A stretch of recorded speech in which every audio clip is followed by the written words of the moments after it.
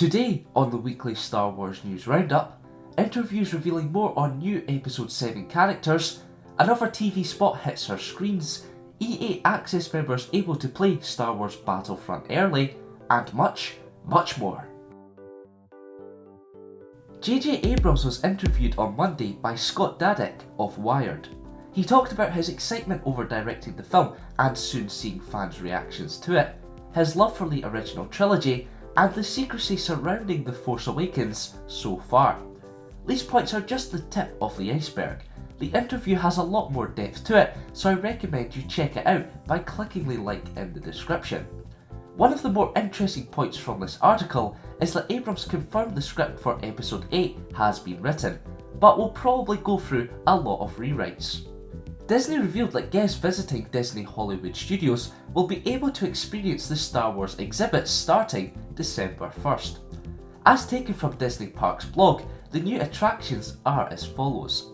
Star Wars Launch Bay will take guests into the Star Wars saga and the upcoming film, Star Wars The Force Awakens, with special exhibits and peeks behind the scenes, special merchandise, and opportunities to encounter Chewbacca and Darth Vader. Star Tours, The Adventures Continue, will be home to a brand new adventure inspired by the upcoming film, Star Wars The Force Awakens. During the opening months, we'll make sure that everyone who rides Star Tours will experience the new adventure. After that, it'll be up to the will of the Force. We also have new information about Star Wars Path of the Jedi. It'll feature scenes from the complete Star Wars saga, also giving anyone new to the Star Wars galaxy an opportunity to get acquainted with the films. Last but certainly not least is Jedi Training Trials of the Temple, which will open early in December. This reimagined Jedi training experience will take younglings to the secret site of an ancient Jedi temple where they'll face Darth Vader along with the Seventh Sister, a new villain from the Disney XD series Star Wars Rebels. The blog also revealed that next year will see the beginning of construction on the 14-acre Star Wars themed land. Sadly, Tuesday saw the death of Star Wars superfan Daniel Fleetwood. Last week you will remember I covered the story where he was able to see The Force Awakens early due to his terminal cancer. He did get to fulfill his dream, but now has passed away.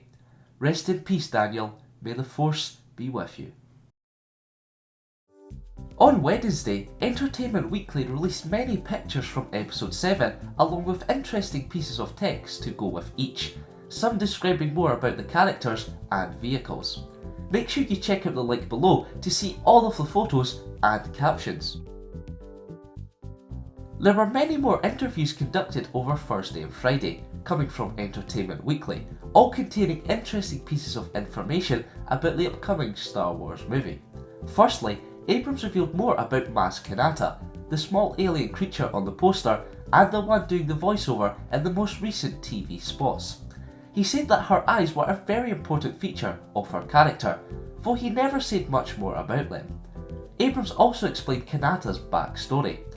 Her history is that she was a pirate for a long time.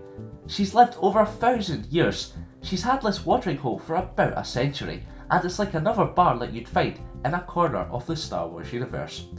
What's also interesting is that the director originally wanted Maz to be a puppet.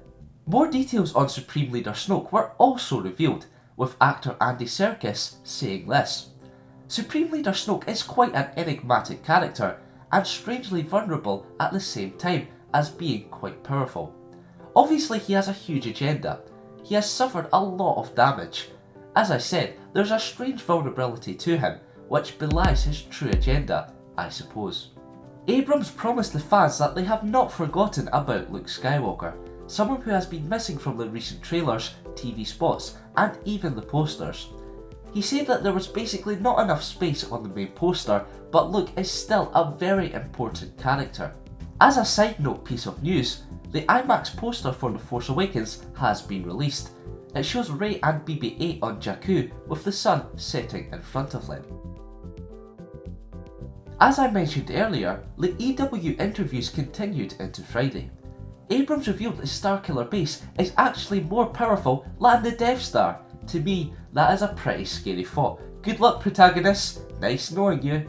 There was also more released about General Hux, Finn and Rey, which you can check out via the link down below. A new 60-second TV spot for episode 7 was aired, which shows us a lot of what was already shown in the other trailers. However, there are some must-see moments in it. I highly recommend you watch the video, you know where to find it. The last piece of news for unlucky Friday 13th is that the runtime for The Force Awakens has been confirmed. It is said the film will be 2 hours and 15 minutes long. Sounds pretty good to me, well providing the movie doesn't suck a whole bunch of course.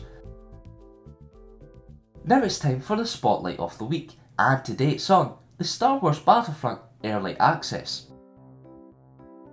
Those who have EA Access can download and play 10 hours of Star Wars Battlefront right now.